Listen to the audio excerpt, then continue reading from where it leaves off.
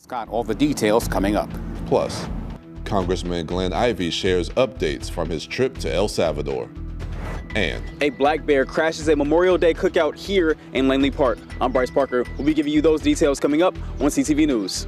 Those stories and more on CTV News, starting now.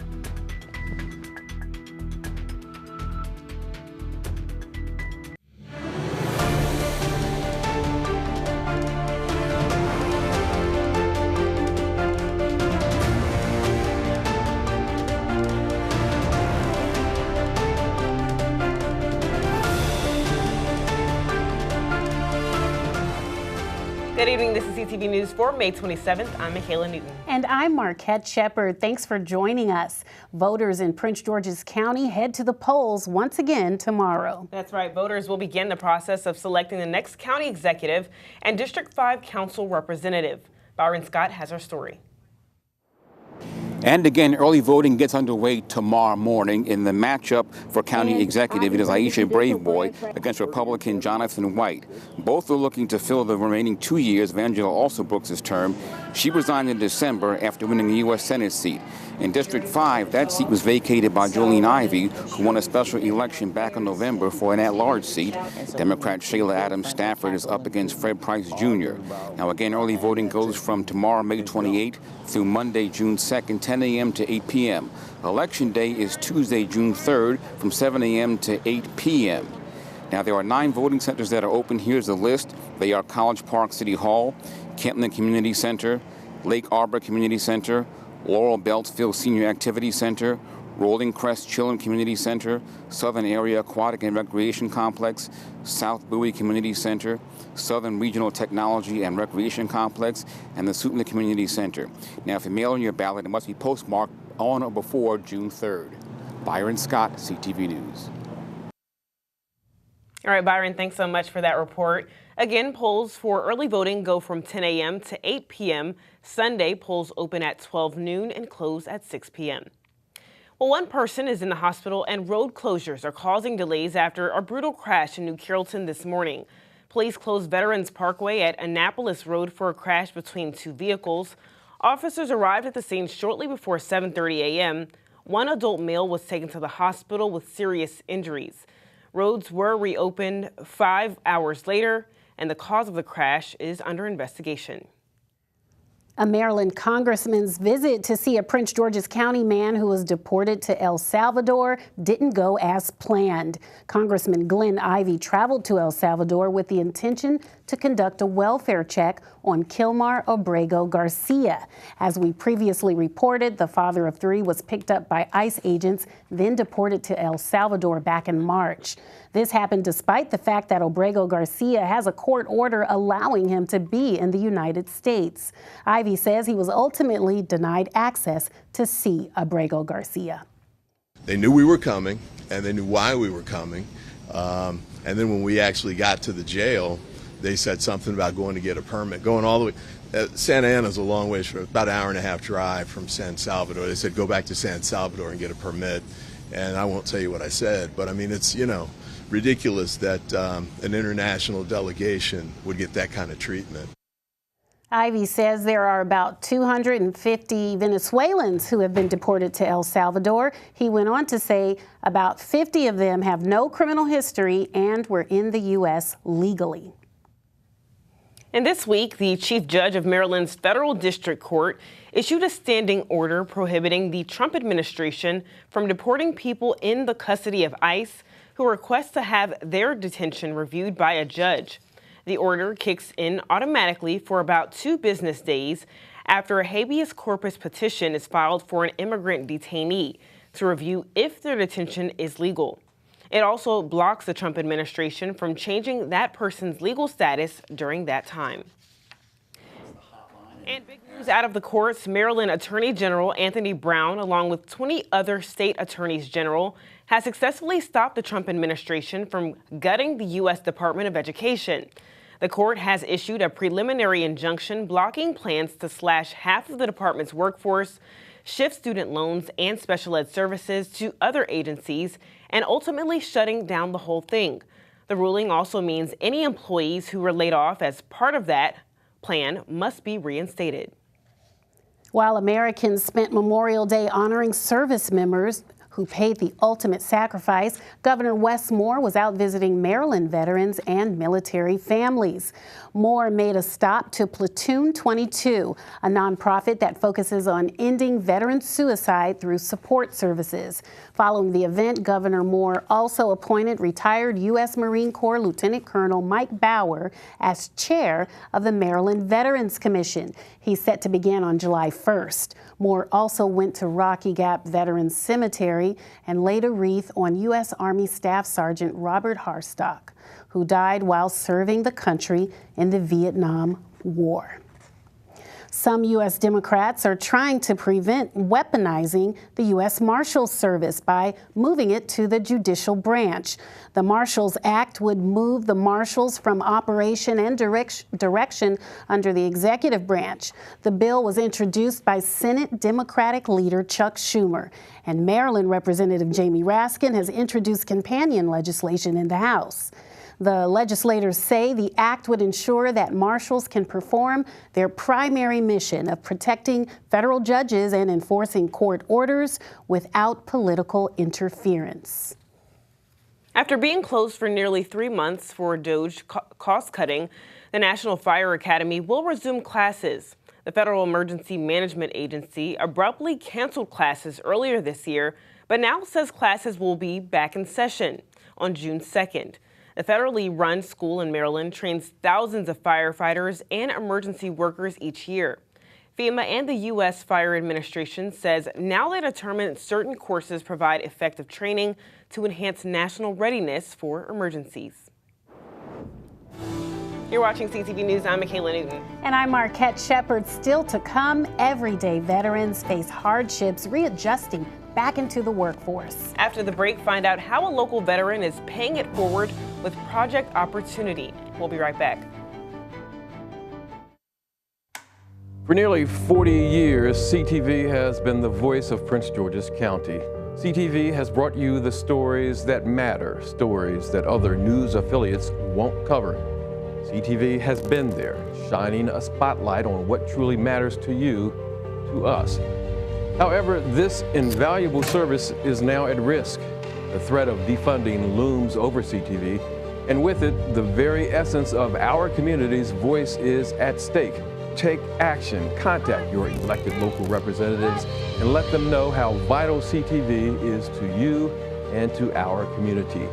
Let them understand that defunding CTV would be a grave mistake, one that would strip away a crucial platform for our voices to be heard.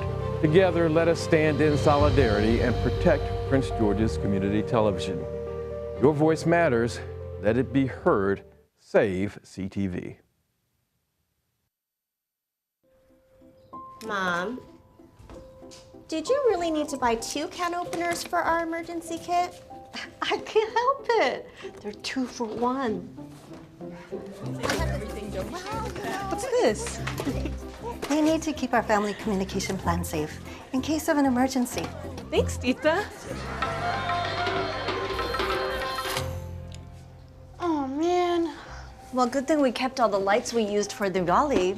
I've got the battery pack. Keep my phone powered so we don't miss any alerts. What about game night? Sounds good. Oh, we have to get to Mom and Dad's and get them somewhere safe. I've got the evacuation route loaded on my phone. I've got an updated list of Dad's meds. And I've got just what we need to get them to take this seriously. If that doesn't convince them that we thought this through, I don't know what would. Start a conversation with your family and plan together for emergencies.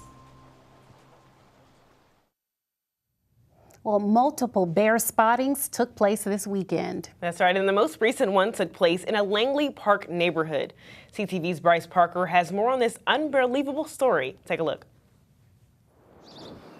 Now, most people spent their Memorial Day holiday yesterday by the pool or at a cookout. And although it's normal to expect visitors at any cookout, here in Langley Park, a young black bear decided to make a special guest appearance. It was around noon when the young black bear was spotted taking a nap in a tree located in someone's backyard on the 8300 block of Tahona Drive. Nearby residents were advised to bring any pets and food indoors. Streets were blocked off for hours as crews from the Department of Natural Resources did what they could to try to safely sedate the bear. Officials say that the bear was likely looking for a new home. Black bears raised by their mothers are essentially kicked out after a year and a half and forced to find new territory and make a family of their own. Officials from DNR say it's likely that this bear is the same black bear that was spotted in Beltsville and Laurel earlier this weekend. Maryland's Department of Natural Resources tells us that the young black bear they captured yesterday will be relocated to Western Maryland. In Langley Park, I'm Bryce Parker, CTV News. The bear was also tagged and fitted for a collar for male black bear research at the University of Maryland. Meanwhile, in Largo, firefighters rushed to put out a house fire this morning. In this video, you can see the smoke coming out of the roof. The fire is reported to have started in the attached garage and then spread to the home. The house was located on the 300 block of Serena Street. Firefighters were able to extinguish the fire before noon. Luckily, no one was injured. And Prince George's police have identified 2 men connected to a fatal shooting last year. The suspects are Jose Guadardo Ariana and Santiago de la O Lemus. They face first and second degree murder charges for the death of 38-year-old Javier Bosuelos. Police were called to the scene around Veterans Parkway and Riverdale Road back in October of 2024. When officers arrived, they found Bosuelos suffering from gunshot wounds. He was pronounced dead on the scene. The investigation reveals that the suspects shot the victim during a robbery. And a new report shows that Maryland health leaders have made positive progress in tackling its assisted living backlog. Reports show that 55.6% of assisted living facilities had an annual inspection in 2024. In 2023, the state only conducted about 25.7% of its assisted living buildings had an annual inspection. Although this is good news, still almost half of those assisted living facilities have not had their annual inspection. And Memorial Day is a time to honor the heroes we've lost, but it's also a moment to lift up those who are still with us. Every day, veterans face challenges readjusting to regular civilian life. However, one local veteran has spent the last 15 years doing his part to pay it forward.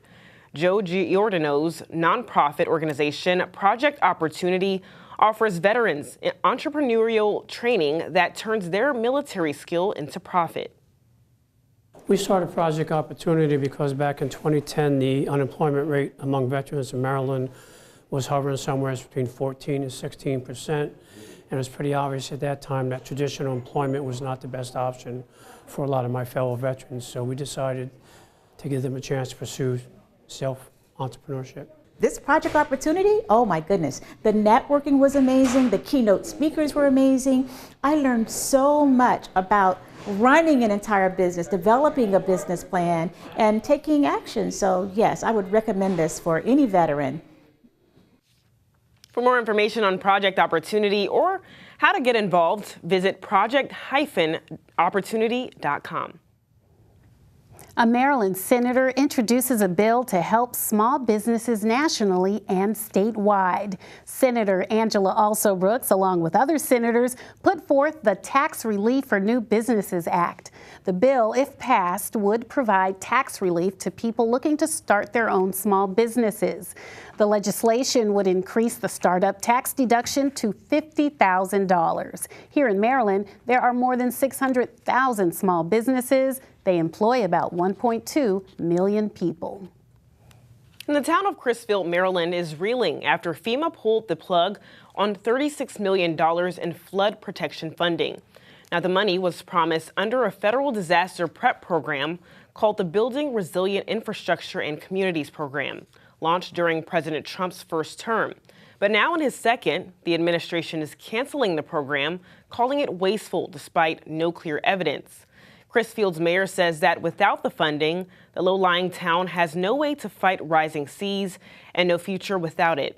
BRIC grants were set to deliver nearly $1 billion across 350 projects in the Chesapeake Bay region.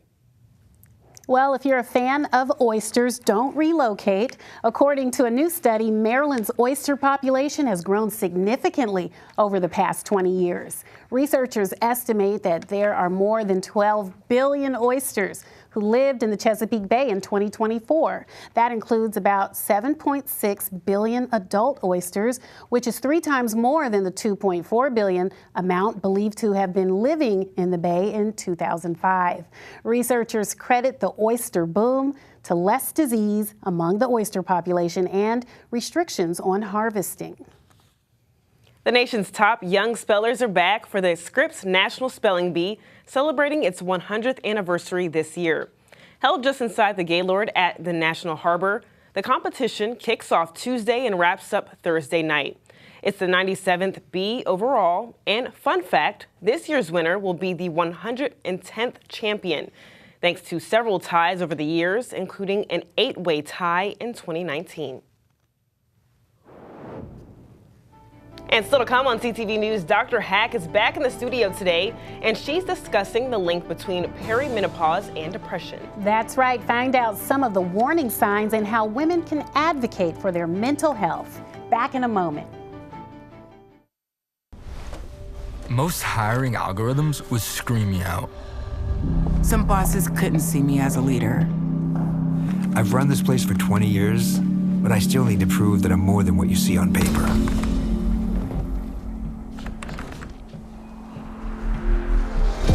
I've been running code as long as I've been able to reach a keyboard. This is what I do. It's second nature for me, coordinating 100 details at once. It's the way my mind works. I have a very mechanical brain. I sold them on my skills. You gotta be so good they can't ignore you. My magic is analytics and empathy. That's how I'm getting clients. You have to have the confidence in yourself to show up and defy the odds. I'm more than who I am on paper.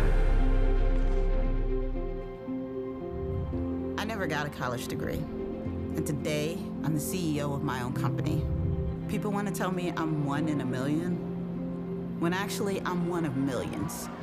The stars are all around us. It's time for them to shine.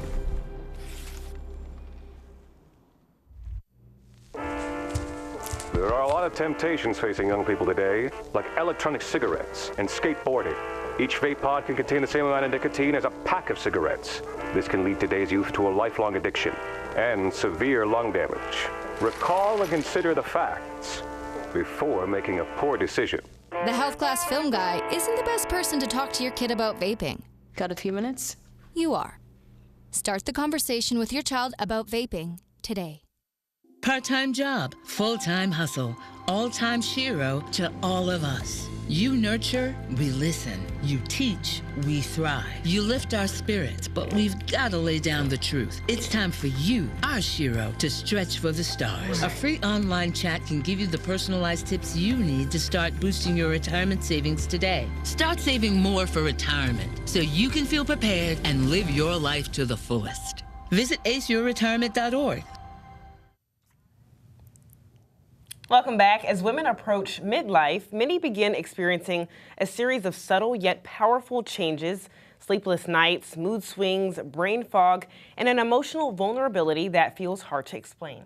And even with this knowledge, the link between hormonal shifts and mental health is often overlooked. So back in the studio to talk about the connection between perimenopause and depression is OBGYN and educator Dr. Stephanie Hack. Dr. Hack, thank you for joining us. Thank you for having me, and thank you for giving me an opportunity to talk about this very, very important link between perimenopause and depression. This is something that, especially in the Black community, we're not talking about depression much, and we're especially not talking about perimenopause a lot. So very important. The average age of perimenopause, it usually happens in your 40s. And one thing that we know is there's a significant amount of hormone variability. With that, there is an increased susceptibility to mood disorders, especially depression. About 1 in 5 women experiences depression during her lifetime, and women are at a 2 to 4 times increased risk of experiencing a major depressive disorder at the time of perimenopause. Why? Because the hormones are fluctuating, specifically estrogen and progesterone.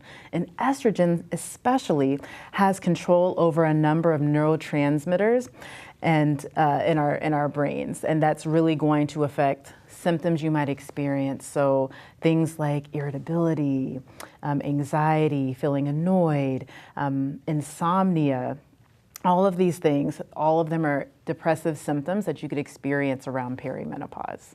So as you mentioned, perimenopause and depression aren't things that really are talked about in the Black community. Before today, I wasn't even sure what perimenopause was. So can you kind of explain what that is? Sure. So we'll try to kind of think of a timeline of this, but girls get their first period at menarche. That usually happens around 12 years old. Then from that period, after your first period to menopause, when you stop having your periods, that's premenopause. But then there's a time in your 40s where you'll start to experience some changes in the ovarian function. They're just not functioning the same. They don't respond the way they used to. And so what you'll see first, usually the first sign of perimenopause, is irregular periods. It could be a day at first, and then it'll be a couple of days, and so on and so forth. And when you get into late perimenopause, you can have 60 days or more without a period. So this is a time of a lot of hormone fluctuation. And so as we kind of discussed before, it's not just the irregular period. There are things like hot flashes, sensations of warmth that come on suddenly, often beginning in the neck, in the chest, and the face, and they can spread to other parts of the body. You can also experience things like vaginal dryness. You can experience insomnia, not sleeping as well, or what we call sleep disturbances. But this is a period of perimenopause, and it continues until about a year after the last period. That's when perimenopause is over. But that last period, that is menopause. You know what, this is so interesting because I'm thinking about how many times has a woman had a bad day and maybe she's labeled an angry Black woman or, a jerk or whatever it is. This could affect people's careers. This could affect their drive and their commute and road rage. So how can a woman take control of this perimenopausal mood change and kind of know what's happening to her, but then also educate the people around her to say, oh, you know what, she's just having a moment. I need to give her grace. And then also the woman going through it say, I need to give myself grace and maybe just take a beat. Right. I think the very first thing is being educated about the symptoms. So depressive symptoms that occur with perimenopause, when you have depressive symptoms, are going to include feelings of sadness, but then also feelings of decreased interest. Other things could be changes in appetite or weight, changes in sleep, sleeping a lot or not sleeping a lot, changes in movement, more agitated movements or slower movements. So getting educated first about the symptoms of of depression, so then you can identify and say, okay, maybe I've never experienced this before, but I know what it is. The other part of that is being in conversation with your healthcare provider, because they should really be able to kind of guide you through this process. They can also do a screening to figure out, okay, are you experiencing actual clinical depression based on those symptoms that we discussed before. And then when you kind of figure out where you fall, understand that there's a lot happening. And one thing that we're not mentioning is that it's not just the hormone changes that happen in midlife, but it's also a time where you have a lot of obligations, right? You're busier than ever. And that's also a time for what we call the sandwich generation, people who are not only caring for their children, but they're also caring for aging parents. So there's just a lot going on at the time. So I think just being able to tell yourself, hey, there's a lot going on now. These are the symptoms of depression, but also I just need to move at my own pace, give myself space, and be in conversation. This is why these conversations matter so much, so that the people around you also know what you're experiencing. Awesome. Dr. Hack, thanks so much for all that information. Thank you. Thanks so much. Thank you. Well, for more information on Dr. Hack or her podcast, visit ladypartsdoctor.com. And Simon Buggs is here with our Tuesday Sports page. That's right. So what's going on in sports, Simon? What's going on, everybody? Don't go anywhere, because coming right up, a recap of the Baltimore Orioles matchup against the St. Louis Cardinals from yesterday. Stay tuned. I I'm an athlete. I am an educator. I'm an EMT. A neurologist. A veteran. A business owner. I'm a mom. We are survivors. Cardiovascular disease is the #1 killer of women and doesn't discriminate. It can affect any woman at any age or stage. Yet many women don't know it's our greatest health threat. Encourage 3 women you love to learn more about their risk factors and how they can take charge of their health today.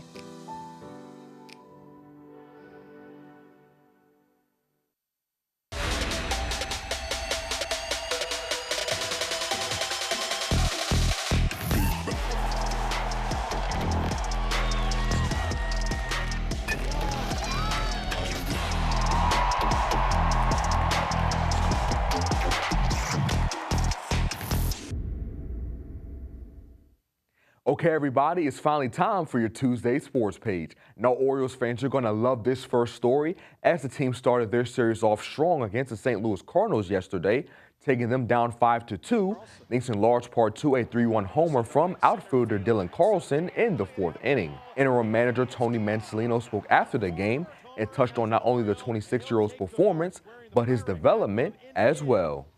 I'm really happy for him, man. I mean, that's his former organization. That means a lot to him to kind of go out there in that game, play center field, get a couple big hits, kind of get us going the first time, and then the big home run. But, yeah, he's looked good. You know, I think we've talked about it a lot. Like, he came out of spring training, and he looked great, man. You guys all saw it. He had a great camp, you know, and he kind of goes to Norfolk, and that's tough. You know, when you've been in the big leagues for 5-6 years and you have to go back to AAA, there's some soul searching that happens right there. So, and then you get back to the big leagues and you sit for 4 days, and, you know, you might get a pinch hit against a late inning reliever, and, you know, then we make assumptions that he can't do it. But the reality is he probably just didn't get an opportunity. And just because of where we're at in terms of the roster and the health and everything, he's gotten a little bit of a run right here, and he's definitely taking advantage of it. And with this victory, the Birds have won 3 games in a row, which is the first time the club has done so all season. Baltimore will look to extend their winning streak against St. Louis again tonight at 6:35. Meanwhile, the Terps men's basketball team added some new faces to the roster over the weekend. The first is 3-star forward Alex Alston. The 6'9" incoming freshman played high school ball at Kenwood Academy in Chicago. And in his junior season with the Broncos, Alston put up 13 points, 8 boards, and almost 5 assists per game. Alston is the #1 player from the state of Illinois and also held offers from Arizona State, Cal, and Georgia. Head coach Buzz Williams also earned a commitment from another forward in Josiah Harper. The 6'7", 205-pounder currently attends Don Bosco Prep in Indiana. Harper is the 3rd addition to the 2025 class, joining guards Darius Adams and Gumiro Del Pino. He received offers from Indiana, Baylor, and Michigan before coming to College Park. And wrapping up sports, the Washington Mystics fell to the Phoenix Mercury over the weekend, 68-62. The team will try to bounce back in their matchup against the Indiana Fever tomorrow at 7:30. And that wraps up your Tuesday sports page. Simon Buggs, CTV Sports. All right, Simon, thanks so much. Let's get a look at our 3-day weather forecast tonight. We have an 80% chance of showers, and get your umbrellas out. You're going to need it all week. Tomorrow, there's a 90% chance of showers, and we'll have a high of 64. Thursday drops down to a 40% chance of rain. It'll be 78 degrees. Friday, another wet day with thunderstorms. We'll have a high of 76 and a low of 60. And for our community calendar, in honor of Asian Pacific American Heritage Month, tomorrow afternoon, the Washington Toho Koto Society is having a special recital at the Glen Arden Branch Library. Experience the serene beauty and harmonious melodies of traditional Japanese koto music. This recital takes place from 5 to 6 p.m. For more information, contact 301-772-5477. All right, that's all the time we have for CTV News. Thanks so much for joining us. We'll see you again tomorrow. Good night.